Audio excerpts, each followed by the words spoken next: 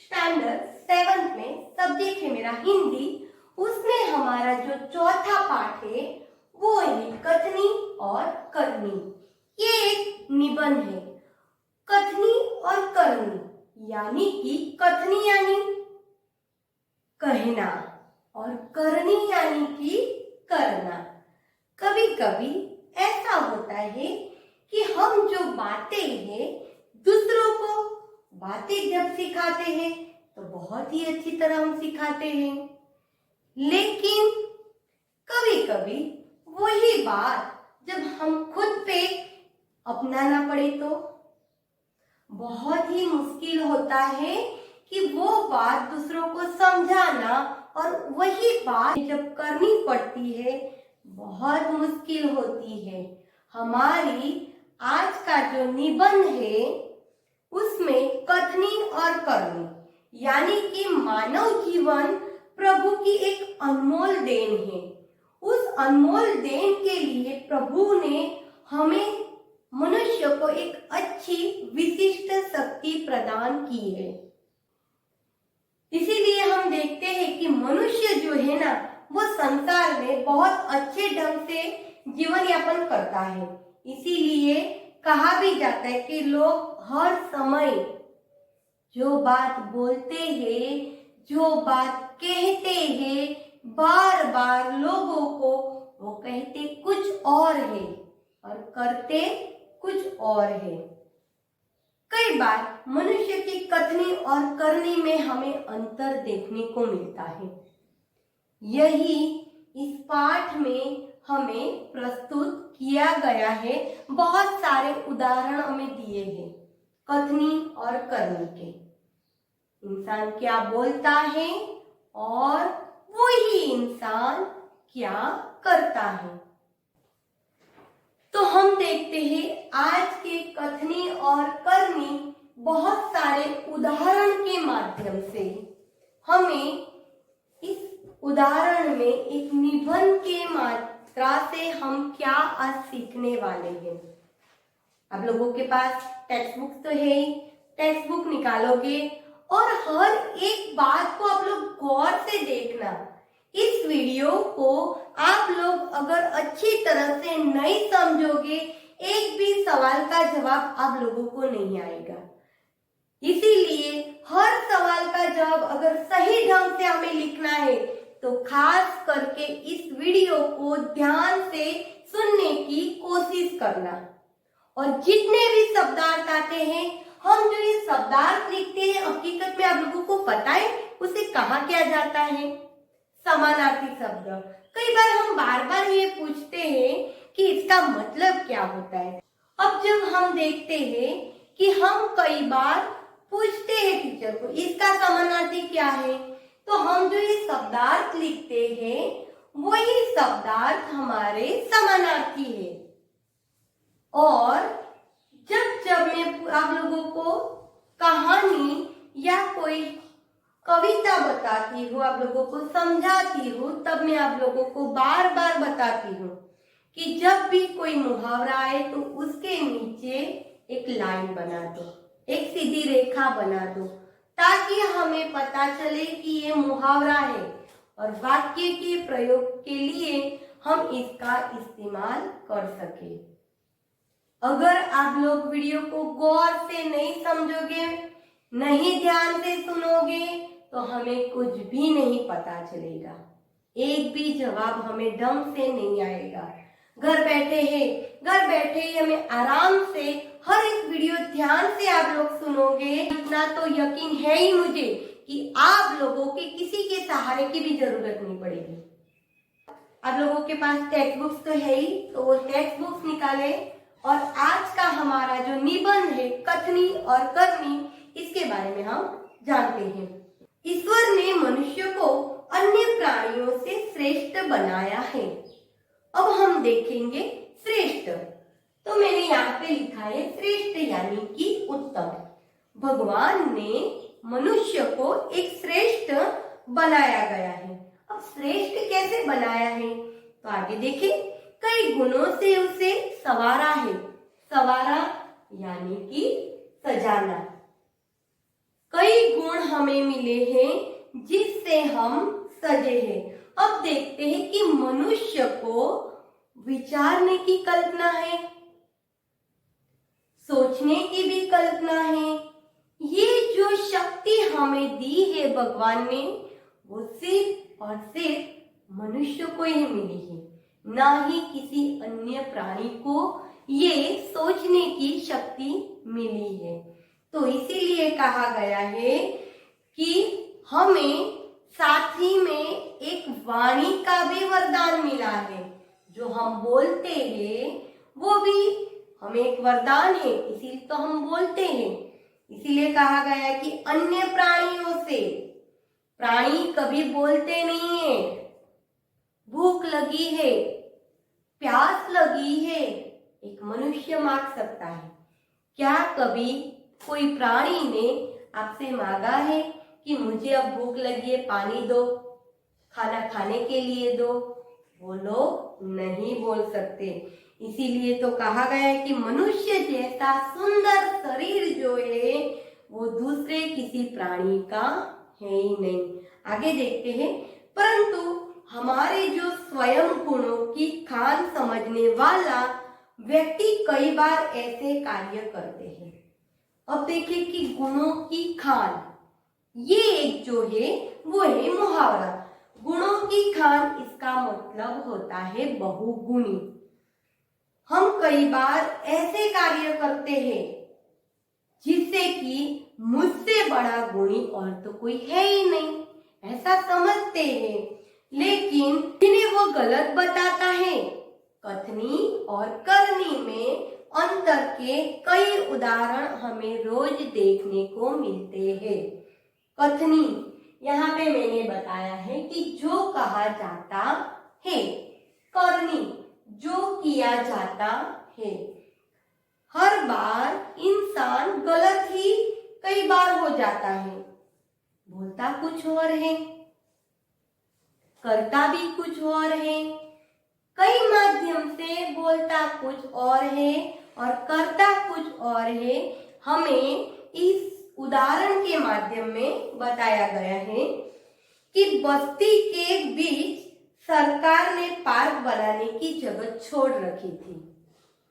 एक नगर था, बस्ती यानी कि हमें उसे नगर कहेंगे, बीच मध्य में एक नगर के बीच में थोड़ी सी जगह जो थी वो छोड़ रखी थी। पार्क यानी कि बाग बगीचा हम उसे कह सकते हैं। तो वो जगह छोड़ के साइड में देखे जाएंगे तो बहुत सारे घरों होंगे, लेकिन वो बीच का जो रास्ता था वैसे ही छोड़ा हुआ था।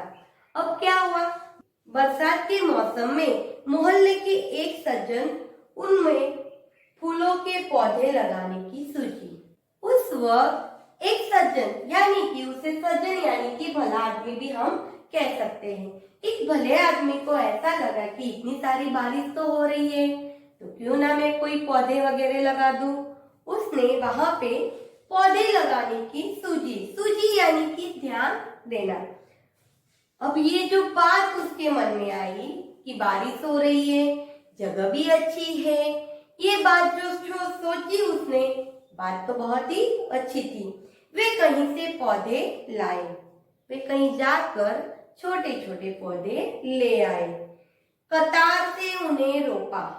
कतार यानी कि लाइन हम इंग्लिश वर्ड में बोलते हैं, उसे कहा गया है पंक्ति। पंक्ति में उसे रोपा यानी कि लगाया। देखभाल भी की। हम कभी भी कोई पौधा लगाते हैं तो उसके लिए हमें देखभाल तो करनी ही पड़ती है। लगाया और फिर छोड़ दिया तो क्या होगा, उसे पानी या उसे सूर्य का प्रकाश भी अगर नहीं मिलता है तो धीरे धीरे सूखने लगता है। इसके लिए भूख लगती है तो हम खाते हैं, जैसे हमें जीने के लिए खाते हैं, पीते हैं, ये जीवन जरूरियात तो है ही। हवा, पानी, ये सब जरूरियात हमें है। वैसे ही पेड़ पौधे के लिए भी सूरज का प्रकाश भी जरूरी है और पानी भी जरूरी है। तो उसने भी अच्छी तरह से उसकी देखभाल की। पौधे बड़े होने लगे, जैसे हमें जीवन जरूरियात की चीज मिलती है तो हम अच्छाई से बड़े होते हैं, वैसे ही पेड़ और पौधों को भी जो उसे चाहिए वो मिलता है तो वो भी अच्छी तरह निखरने लगते हैं, वो भी बढ़ने लगे। कुछ दिन बाद फूल खिलने लगे। इन पौधों में कुछ दिन और निकल गए और फिर उसमें बहुत सारे फूल भी दिखने लगे। अब ये जो पार्क था, पौधों की वजह और उनमें जो रंग बेरंगी फूल आए थे उसकी वजह से तो बहुत ही अच्छी तरह निखरने लगा। मोहल्ले के लोग सुबह शाम पार्क में टहलने लगे, घूमने लगे। टहलने यानी कि घूमने लगे। अब जो बस्ती के लोग थे, ये पार्क इस पौधे की वजह से, उनमें आए हुए रंग बेरंगी फूलों की वजह से लोग वहां पे आते जाते थे। सबको बहुत ही अच्छा ये दृश्य जो था वो लग रहा था, इसीलिए वहां से निकलते थे। आगे हम देखते हैं, पार्क में लोगों के आने जाने से उन्हें लगा कि लोग इन फूलों को तोड़कर ले जाएंगे। ये उसके मन में, ये भले सज्जन जो इंसान था उसके मन में आने लगा कि मैंने इतने सारे मेहनत से पौधे लगाए, अब इसमें फूल भी आए हैं और इतने सारे लोग अब आते हैं जाते हैं और ये जो फूल मैंने लगाए हैं तो मैं ही इसका इस्तेमाल करूंगा। और किसी ने लिए तो मन में एक ख्याल आया, तो उसने क्या किया, उन्होंने एक तख्ती के ऊपर ये लिखकर टांग दिया कि फूल तोड़ना मना है। तख्ती यानी कि कोई लकड़ी या किसी पट्टी पे ये अक्षर लिख के रख देते हैं और वहां पे लिखा कि फूल तोड़ना मना है। अब आप लोगों को एक बात बताऊं कि फूल तोड़ना मना है। कई जगह पे हम बड़े बड़े पार्क में जाते हैं तो आज भी हमें ये दिखाई देता है कि वहां पे लिखा होता है कि फूलों को छूना मना है या फूल को तोड़ना मना है। आप लोगों ने देखा है कभी? यस, आप हर बार कहीं पे भी बगीचे में जाते होंगे तो आप लोगों ने इस बगीचे में देखा ही होगा कि ये तख्ती हमने देखी है।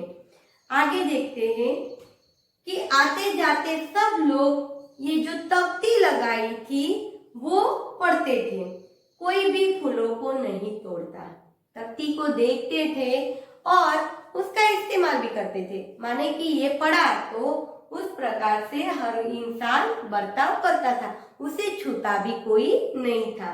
पर मजे की बात तब सामने आई जब लोगों ने तख्ती लगाने वाले सज्जन को बड़े सवेरे जल्दी जल्दी फूल तोड़ते देखा, जिसने लिखा था कि फूल तोड़ना मना है।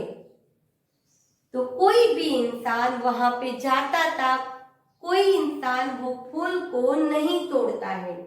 लेकिन एक दिन बड़े सवेरे सुबह का मौसम था, उस वक्त वो जल्दी जल्दी में फूल तोड़ रहा था। अब आते जाते हर एक इंसान ने ये नजारा देखा कि जिसने तख्ती लगाई है आज वो ही फूल तोड़ रहा है। उस वक्त उसे क्या महसूस हुआ?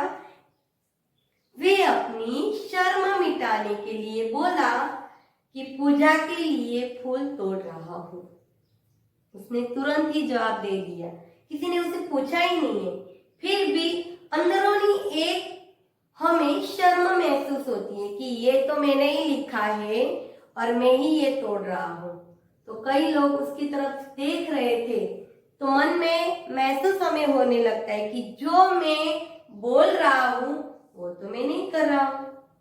मतलब कि हम दूसरों को सिखाते हैं, दूसरों को बात जो बताते हैं वही बात जब हम पे लागू होती है तो हम वो नहीं करते हैं, हमें वो करने में एक मुश्किल आ जाती है।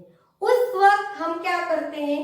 बहाने ढूंढ लेते हैं कि नहीं, मुझे तो ये काम फूल तोड़ना ने मना है, ये तख्ती भले ही मैंने लगाई, एक सज्जन आदमी ने भले ही लगाई, लेकिन उसे अब जरूरत थी तो वो तोड़ रहा था, तो लोगों को तुरंत ही बता दिया कि ये मैं भगवान के लिए, पूजा के लिए इस्तेमाल कर रहा हूँ, इसीलिए मुझे चाहिए।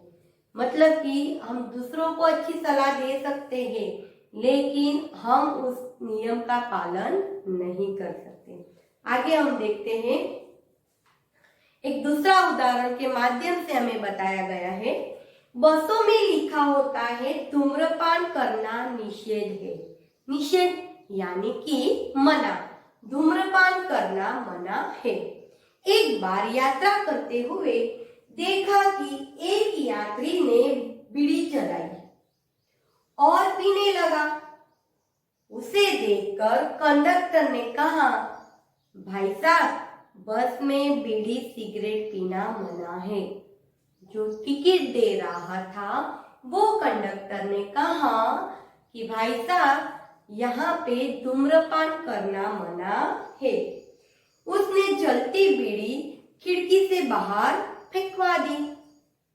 जो पी रहा था आराम से, जैसे ही कंडक्टर ने कहा, उसने तुरंत ही अपनी खिड़की से बाहर से वो बीड़ी को फेंक दिया। अब थोड़ी देर में क्या हुआ कि कंडक्टर ड्राइवर के कैबिन में जाकर बैठा, सिगरेट जलाई और दोनों पीने लगे। एक दूसरे यात्री ने, उस यात्री यानी कि मुसाफरी करने वाले ने, यात्री यानी मुसाफरी, तो मुसाफरी जो कर रहा था उसने कहा, ये देखा तो लिखे हुए वाक्य की तरफ उसने इशारा करते हुए कंडक्टर को कहने लगा, भाई साहब, बस में सिगरेट पीना मना है। जिस कंडक्टर ने यात्री को रोका था, वैसे ही दूसरे यात्री ने उसे समझाया कि भाई साहब, बस में सिगरेट पीना मना है। उस वक्त तुरंत ही इस पर कंडक्टर ने शीघ्र बोला, शीघ्र यानी कि तुरंत, तो तुरंत उसने जवाब दिया, ये वाक्य जो है वो आपके लिए है, हमारे लिए नहीं। उसने तुरंत ही कह दिया, ये जो वाक्य है वो आपके लिए, न कि हमारे लिए। हमें ये इस्तेमाल नहीं करना है आप लोगों को। हम कई बार ऐसा वाक्य देखते हैं कि इसमें आप लोगों को देखेंगे, चित्र में एक वाक्य लिखा है, धूम्रपान वर्जित है, धूम्रपान करना मना है। ऐसे हम कई जगह पे देखते हैं, जैसे कि हम देखें, बस में देखते हैं, रेलगाड़ी में देखते हैं, सिनेमा गृह में देखते हैं, बाग बगीचे में ऐसा लिखा हुआ देखते हैं। फिर हम देखेंगे कि पुस्तकालय होता है, वहां पे भी हमें ये धूम्रपान करना वर्जित है ऐसा हम देखते हैं, लिखा हुआ वहां पे है ऐसा हम देखते हैं। तो कई बार एग्जाम में भी ये सवाल होता है कि धूम्रपान करना मना है, ये कहाँ पे वाक्य लिखा गया आपने देखा है या कहाँ कहाँ पे आपने देखा हुआ है। तो हम ये जो अभी बात मैंने बताई आप आसानी से लिख सकते हो। आगे हमें एक तीसरा उदाहरण जो है वो बताया है, एक व्यक्ति दुकान पर गया, उसे कुछ जरूरी चीज लेनी होगी इसीलिए वो दुकान पे गया। स्कूटर दुकान के सामने खड़ा कर ही रहा था, वो दुकान पे जा रहा था और वैसे ही उसने स्कूटर वहां पे रोकने की कोशिश की। दुकानदार बोला, आप अपना स्कूटर वहां सामने वाहन रखने के स्थान पर खड़ा करके आइए। दुकानदार ने उसे तुरंत ही मना कर दिया कि यहाँ पे स्कूटर मत रखो, वहां सामने जो स्कूटर सब वाहन रखने की जो जगह है वहां पे आप अपना स्कूटर रख के आओ। और सज्जन ने क्या कहा, मुझे ज्यादा समय तक थोड़े ही रुकना है, मैं सामान लेकर अभी चला जाऊंगा। दुकानदार बोला, पर दुकान के सामने बीच सड़क पर स्कूटर रखना कोई ठीक बात नहीं है। दुकानदार ने बताया कि जहां पे आपने स्कूटर को खड़ा किया है बीच रास्ते में, ये एक अच्छी बात नहीं है। कितनी अच्छी बात उसने बताई है। और उस स्कूटर रखने वाला जो था उसे भी महसूस होने लगा कि नहीं भाई, उसने बात जो बताई ना बहुत ही अच्छी बात बताई। फिर उसने क्या किया, अब वो सज्जन ने स्कूटर वाहन खड़ा करने के स्थान पर ले जाकर खड़ा किया और वापस आकर सामान खरीदने लगा। जहां पे रखने को बोला था वही वो रख के आया और फिर सामान को खरीदी करने लगा। इतने में स्कूटर लेकर दुकान पर एक लड़का आया। स्कूटर दुकान के सामने खड़े करके वह दुकान के अंदर चला गया। इस पर उस सज्जन ने दुकानदार से कहा, आपने इसे तो मना नहीं किया। फिर उसने बोला कि ये जो है ये तो मेरा बेटा है। अच्छी बात बताई थी कि स्कूटर जो है वो रास्ते पे रखनी अच्छी बात नहीं है। जब वही हरकत जब उसके बेटे ने की तो वो बात उसे नहीं बताई। जिस दुकान पे वो गया तो उसे नहीं बताया कि रास्ते में ही क्यों बीच सड़क पे ही तुमने स्कूटर को खड़ा किया है। तो उसे टोका नहीं, लेकिन जो खरीदी करने के लिए आ रहे थे उन सारों लोगों को अच्छी सीख दे जाती थी, अपने ही बेटे को नहीं दी गई। कुछ लोग होते ही ऐसे हैं जो आदर्श की बातें बड़ी बड़ी करते हैं, लेकिन जब उन्हें अपनाना पड़े तो वे आदर्श भूल जाते हैं। हम अच्छी बड़ी बड़ी बातें तो करते ले हैं, लेकिन वही बात जब हमें अपनानी पड़ती है हम उसे अपनाते नहीं है। अब हम देखेंगे कि आगे भी हमें एक उदाहरण दिया गया है। एक दिन एक सज्जन के घर उनके मित्र मिलने आए। दोनों मित्र बातचीत में मग्न थे। दोनों जो मित्र थे बातें करने में इतने मग्न यानी कि तल्लीन हो गए थे। उसी समय किसी ने दरवाजा खटखटाया। उस वक्त किसी ने दरवाजे को खटखटाया। उन्होंने खिड़की से झांककर देखा तो बाहर मकान मालिक खड़ा था, जो पिछले 4 माह का किराया मांगने बार बार आ रहा था। खिड़की से झांककर देखा उसने तो उसे लगा कि बाहर जो आया है वो मकान मालिक है और घर का किराया यानी कि भाड़ा मांगने के लिए वो बार बार आ रहा था। उन्होंने अपने बच्चे को समझाकर बाहर भेजा। उस जो सज्जन आदमी थे उसने अपने बेटे को कुछ समझाया और फिर उसे बाहर भेज दिया। अब देखते हैं कि बच्चा वो जिसने समझाया है वो बाहर गया है, क्या बोलता है। जब बच्चा बाहर गया तो मकान मालिक ने उससे कहा कि तुम्हारे पिताजी से कहो कि मैं मकान का किराया लेने आया हूँ। जैसे ही बच्चा बाहर गया तो उस मकान मालिक ने कहा कि तेरे पिताजी को बोल दो कि मैं मकान का भाड़ा लेने के लिए आया हूँ, किराया लेने के लिए आया हूँ। उस वक्त बच्चे ने टपाक से जवाब दिया। उस वक्त बच्चे ने टपाक यानी कि तुरंत ही एक जोश के साथ, टपाक यानी कि एक जोश के साथ जवाब दिया, पिताजी ने कहा है कि वे घर पे नहीं है। पिताजी ने कहा है वे घर पे नहीं है। बहुत ही हंसने की बात है। बच्चे की बात सुनकर मकान मालिक हंसने लगा। बच्चे ने जो बात कही वो बात सुनकर तो जो मकान मालिक था वो भी हंसने लगा। घर में बैठे मित्र के चेहरे पर भी मुस्कान आ गई।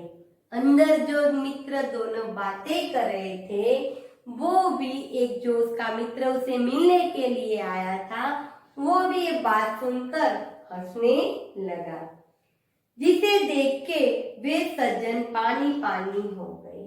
पानी पानी हो जाना ये भी हमारा एक मुहावरा है, यानी कि लज्जित हो जाना। ये बात जब बच्चे ने बाहर की, अंदर उसका जो मित्र बैठा था वो भी हंसने लगा, तो उसे ये बात से बहुत ही शर्म आई। अब मैं आपको उदाहरण के माध्यम से एक और दृष्टांत दिखाती हूँ। बहुत ही आप लोगों को हंसी भी आएगी और समझ में भी आएगा कि जो लोग कहते हैं जब उन्हें करने की बारी आती है तो वो करना कितना मुश्किल होता है। एक सज्जन ने अपने पोते को यह सिखाया था। पोते यानी कि पुत्र का पुत्र, उसे कहा गया है पोता। उस पोते को सिखाया गया था कि हमें कभी किसी काम को गलत ढंग से नहीं करना चाहिए। हमें कोई भी काम अगर आप लोग करते हो तो गलत ढंग यानी कि गलत रीत से करना नहीं चाहिए। सदा अपनी बारी की प्रतीक्षा करनी चाहिए। सदा यानी कि हमेशा हमारी बारी की प्रतीक्षा यानी कि इंतजार हमें करना ही है कि हमारी भी बारी आएगी। ऐसा उस सज्जन ने अपने पोते को सिखाया था। अब एक दिन की बात है, वे जल बिजली के बिल जमा करने गए। साथ में उनका 8 वर्षीय पोता भी था। अब वो दादाजी जो थे अपने पोते को लेकर एक बिल भरने के लिए गए थे। कौन सा बिल था? जल बिजली बिल था।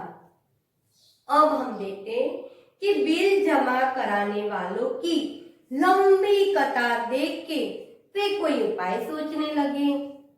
कतार यानी कि हम बोलते हैं ना वो लाइन, इसे कहा गया है पंक्ति, जो मैंने पहले भी आप लोगों को बताया था। तो अब वो सोचने लगे। उन्होंने खड़े हुए लोगों को ध्यान से देखा। उनमें आगे एक व्यक्ति जो था वो परिचित होने लगा। परिचित व्यक्ति खड़ा दिखाई दिया। परिचित यानी कि हम कह सकते हैं उसे जाना पहचाना। अब हम देखेंगे कि ये जो लंबी हमारी कतार की लाइनें होती है वो भी हमें कहाँ दिखाई देती है? ये भी एक सवाल होता है कि लंबी आप लोग लाइन देखते हैं तो कहाँ होती है? बिजली घर में भी हम देखते हैं, सिनेमा गृह में हम टिकट लेने के लिए जाते हैं, वहां भी हम लाइन ऐसी बड़ी देखती है। कई जगह पे रेलवे में हम देखते हैं, कोई पास के लिए खड़ा है, कोई टिकट लेने के लिए खड़ा है। बस जो होते हैं वहां पे भी टिकट लेने के लिए लाइन में कितने सारे लोग खड़े होते हैं, पास के लिए भी खड़े होते हैं। और अगर बताओ कि राशन खरीदने के लिए भी एक लंबी लाइन होती है, तो ऐसे कई जगहों पे बैंक में भी हम देखते हैं कि कितनी सारी बड़ी लाइनें हमें दिखाई देती है। वहां पे हमें क्या करना पड़ता है कि जब तक हमारी बारी नहीं आती है तब तक हमें हमारी बारी आने की प्रतीक्षा करनी पड़ती है, मतलब कि इंतजार करना पड़ता है। तो ये तो मैंने आप लोगों को बताया कि ये बड़ी बड़ी कतार यानी कि जो लाइन, उसे पंक्ति भी कहा गया है, कहाँ पे हमको दिखाई देता है। तो ये सब हम कह सकते हैं। तो उसी वक्त ये दादाजी ने देखा कि बिजली का बिल भरने के लिए वो जहाँ पे गए हैं तो वहां पे बहुत बड़ी लाइन थी और आगे एक जाना पहचाना सा एक व्यक्ति उन्हें दिखाई देता है। वे तुरंत ही उनके पास गए और बोले, बेटा ये बिल तो तुम घर पे ही भूल आए, लो इसको भी जमा कर दो। वो व्यक्ति कुछ बोले उससे पहले ही बिल व राशि उसके हाथ में थमा दी। राशि यानी कि रकम। उसके वो लड़का जो था वो कुछ बोले उससे पहले ही ये दादाजी ने उस लड़के के हाथ में बिल भी दे दिया और वो रकम भी दे दी और फिर एक तरफ जाकर खड़े हो गए। पोता बार बार कहने लगा, दादाजी लाइन में लगिए ना। उसकी बात सुनकर लोग हंसने लगे। जो दादाजी बार बार अपने पोते को कहते थे कि हमारी बारी आने की प्रतीक्षा हमें करनी ही चाहिए, इसीलिए वो पोता भी अपने दादाजी को कहने लगा कि दादाजी हमारी बारी आएगी, चलो ना हम लाइन में खड़े रहते हैं। लेकिन बाकी के जो लोग होते वो हंसने लगे, लेकिन दादाजी तो वहां पे एक जगह पे जाके खड़े हो गए। कई लोग होते ही ऐसे हैं जो आदत की बातें तो करते ही हैं पर उन्हें अपनाते नहीं है। इस प्रकार का आचरण करना अच्छी बात नहीं होती है। इस प्रकार का आचरण अच्छा नहीं होता। ऐसे आचरण करने वाले को कभी सम्मान नहीं मिलता। वे हंसी के ही पात्र हर वक्त बनते ही हैं। इसीलिए हमें कथनी और करनी में सदैव समानता रखनी चाहिए। आज हम देखते हैं कि कथनी और करनी, इसमें जो लोग जैसे कहते हैं उसी मुताबिक अगर करें तो समानता हो सकती है। लेकिन यहाँ पे तो हम देखते हैं कि कहते कुछ और है और करते ही कुछ और है। तो इस प्रकार की विभिन्नता हमें दिखाई देती है। जैसा जो कहता है वैसा अगर वो करे तो हमें अच्छा उसमें गुण दिखाई देता है। आप लोगों को ये निबंध जो है वो कथनी और करनी का अच्छी तरह समझ में तो आ गया होगा। सारे सवाल के जवाब भी आप लोग अपने मुताबिक लिख सकते हो, ऐसी मैं आशा रखती हूँ। वंदे मातरम, जय भारत, अस्तु।